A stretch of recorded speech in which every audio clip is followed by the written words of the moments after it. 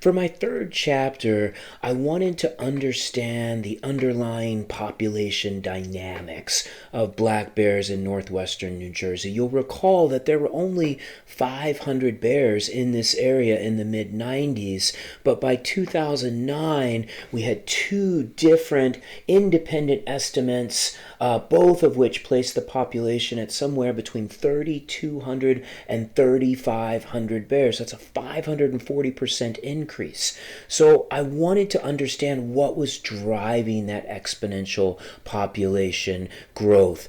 Was it the anthropogenic bears, the bears that were subsisting on human-derived resources like trash, that were denning under people's decks?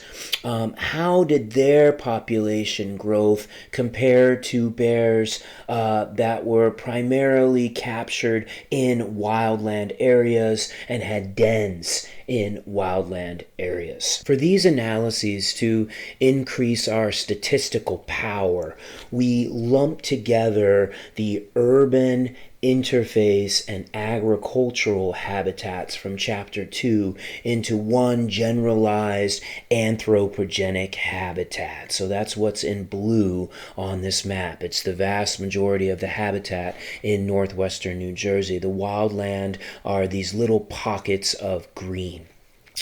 We used 1,312 female black bear encounter histories, and then we had 259 den surveys that were spatially explicit, that we had GPS coordinates for, that were from adult females, that is to say females that are 3 years old and older. So, a look at the 115 den surveys that were done in wildland habitats compared to the 144 den surveys in anthropogenic habitats, and you can see examples of both. So here's a bear that's denning in a neighborhood, another bear that's denning in a neighborhood, and then these three dens were considered wildland dens. So if we look at the mean total number of cubs, 2.73 cubs on average, plus or minus 0.096 compared to just 2.35 cubs on average in wildland habitats. So that star denotes a significant difference. It's a p-value of 0.014, so less than alpha of 0.05. So what does that mean? Bears that denned in anthropogenic areas produced more cubs on average, had higher litter sizes. It was especially evident with male cubs. So anthropogenic bears really tended to pump out male cubs, which has all kinds of evolutionary implications. So Robert Trivers was the one that first proposed that females that are really good and really good nutritional condition are going to have skewed sex ratios towards a greater number of males. Now, I don't know if that's the case, but we did see a significantly greater number of male bear cubs produced in these rich urban environments. So we've got more cubs, more male cubs, and then the average age of the fertile, fecund female is younger than that of the wildland bears. So here is that data shown as a function of sow age. So 3 years is when they typically become reproductive. The green line represents the mean number of cubs produced by a wildland denning bear of that age. And then the red line is the mean number of cubs produced by an anthropogenic bear of this age. And you can see right from the start, right, anthropogenic bears are producing more cubs than their wildland counterparts. This really spikes here at 4 years of age, but there are more cubs produced by anthropogenic bears throughout the lifespans of these sows. And then the other thing that's really interesting is right around about 11 years of age, wildland females begin to reproductively senesce. So they're producing less cubs on average. So these bears are producing cubs typically every other year. And you can see that their reproductive output really drops off. But with the anthropogenic bears, they don't reproductively senesce at 13, 15, 16, 17, not until they're about 18 does that cub production really drop off. So why is that? Remember way back in the introduction when you saw that sow swimming in that pool with 5 cubs, right? So this is 3.5 here, so she would be pulling that red line up. But bears that live in anthropogenic areas tend to get more calories. They have richer resources, and if they have more calories, remember black bears do delayed implantation. The zygotes are more likely to implant in the uterine walls, and the bear is more likely to carry the cubs to term, and then that she's more likely to produce enough milk to support those cubs. So, how does fecundity with respect to age differ in wildland versus anthropogenic sows? A sow is just a female bear. Across all ages, anthropogenic bears have higher fecundity than bears that den in wildland areas. All right, so that's the fecundity side of things. But remember, population growth is driven by not just fecundity, but also survival from one age class to the next. And while living in anthropogenic areas increases the fecundity of these bears, it also significantly decreases their survival across all age classes. Okay, so we can see whether we're talking about cubs, whether we're talking about yearlings, subadults, prime-aged adults, or old adults, living in wildland habitats is safer than living in those anthropogenic areas where there are lots of vehicle collisions, as well as you're more susceptible to harvest in that interface zone. So we used these survival rates, which are represented here by these arrows. So the survival rate is the probability that a yearling is going to survive and become a subadult. A subadult is going to survive and become a prime-age adult. You get the idea. For both wildland habitats on the top and anthropogenic habitats in pink on the bottom. And then these arrows, starting with the subadults and going back to the cubs, so that represents the fertility, so the reproductive contribution. Yearlings don't breed, nor do cubs. So at the subadult age class, black bears begin to have cubs that contributes to the population. So we parameterized this matrix population model. We built one for wildland habitats and one for anthropogenic habitats, and we calculated lambda, so the population growth rate in both wildland and anthropogenic habitats. Remember, a lambda above 1 means that the population is increasing. A lambda below 1 means that the population is decreasing, and we're going to cover that in the final module when we talk about population dynamics. But for now, I want you to recognize that even though fertility is lower in wildland habitats because the survival is so much higher, wildland habitats were growing by about 13% on average across all of the years of the study, whereas anthropogenic habitats were decreasing by about 5.5%. So in terms of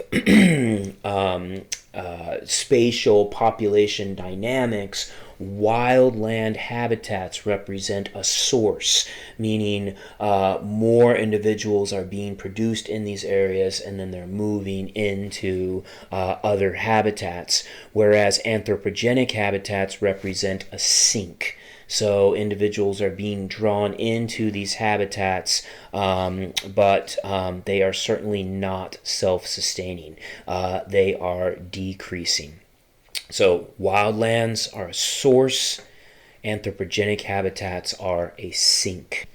All right, so we took our matrix population models and we estimated, based on a starting population of 500 bears in 96, those survival probabilities and those fertility rates, what is the anthropogenic component and what is the wildland component of this black bear population. What has it done across our study site? Okay, and you can see the green line represents wildland bears. We do see a decrease in years of harvest, and then the red line represents anthropogenic bears, bears that are primarily living in anthropogenic habitats and exploiting human-derived resources.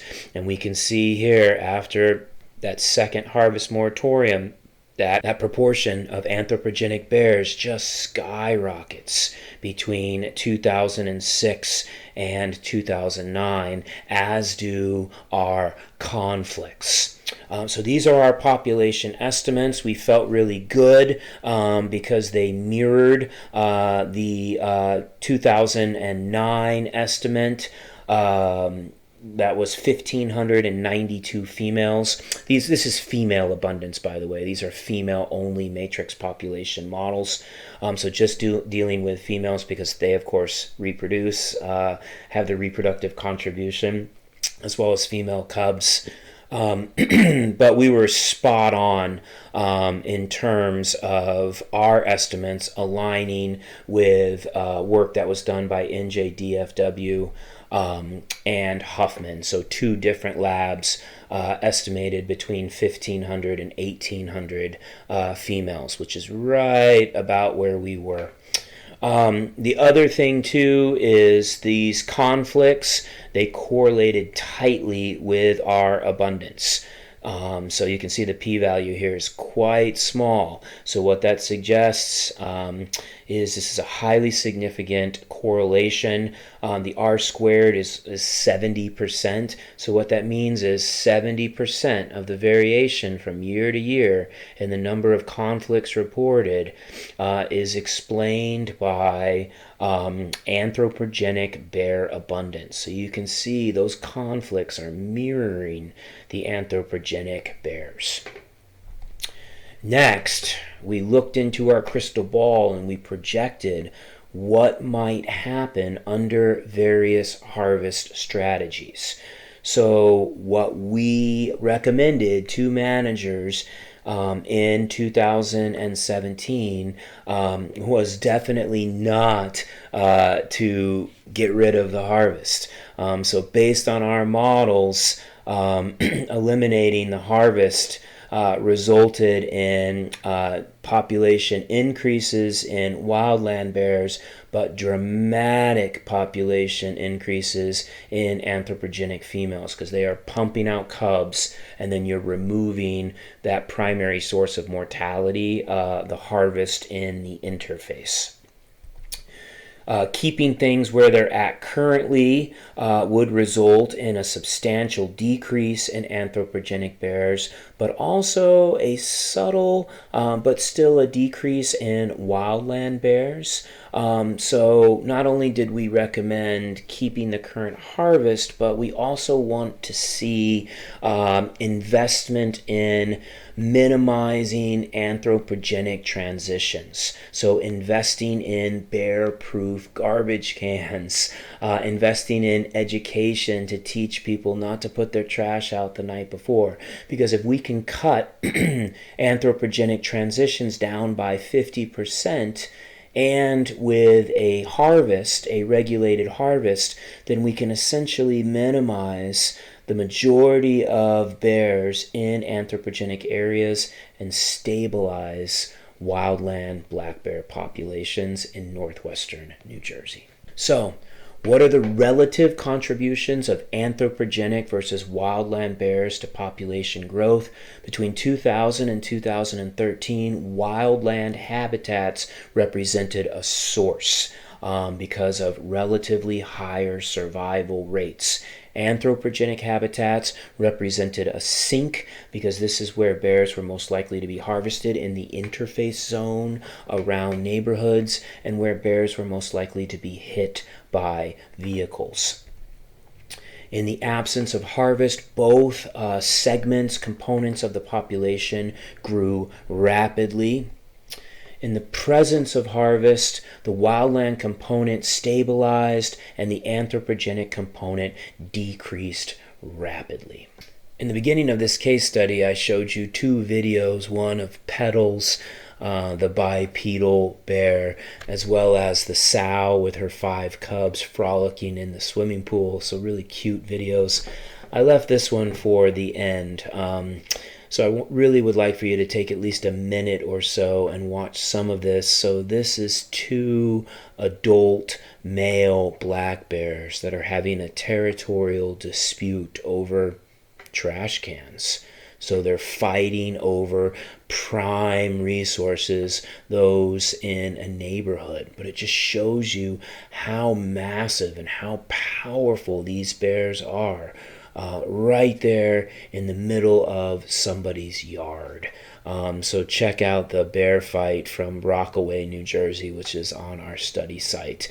You can kind of scroll through it. They get winded kind of at one point, and then they topple down the hill and they continue their battle on the street. But please check it out. All right, in conclusion, harvest is an effective tool to meet population objectives. It should remain a tool in wildlife managers' toolbox. Why is it so effective? Adult females are disproportionately harvested, and females have the reproductive value. So this is the sex that we should target in harvest to curb population growth. I will add that the harvest, there's no risk of extinction, localized extinction with these bears. So this is the distribution of the New Jersey black bear in 1995. And then here it is in 2000. See, we're spreading into the central part of the state by 2008 and 2014. And as of now, black bears have been recorded in every county in New Jersey. So there's no fear about extirpation of this species, localized extinction. We can sustainably harvest female black bears to meet population objectives. It's a cost-effective way to do it. Second, a recreational harvest has the potential to increase cultural carrying capacity. So in the age of the Anthropocene, what's more important than ecological carrying capacity is cultural carrying capacity. How many bears are people willing to tolerate in northwestern New Jersey? By implementing a harvest, we see subsequent reductions in conflicts reported. If there's less human-bear conflicts, then people are going to tolerate more bears. So we have to minimize conflicts. Harvest does this because it disproportionately removes problem bears. Problem bears are significantly more likely to be harvested than bears with no conflict history. Further, it's going to disproportionately remove bears from the wildland-urban interface, that donut zone around neighborhoods that bears use kind of as a launching pad to go into the neighborhoods. So the harvest is going to pull those problem bears out of those areas.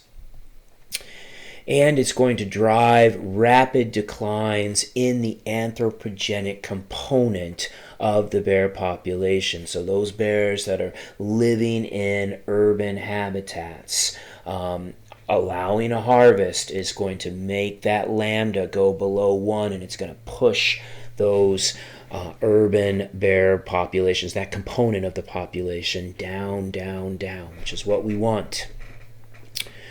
But harvest is just one tool in an integrated management strategy. So we need to continue to have incident response protocols coordinated between the New Jersey Division of Fish and Wildlife as well as law enforcement to capture and euthanize bears that are a threat. We know that lethal management, it's ugly, but it has to be done when bears become a threat to human safety.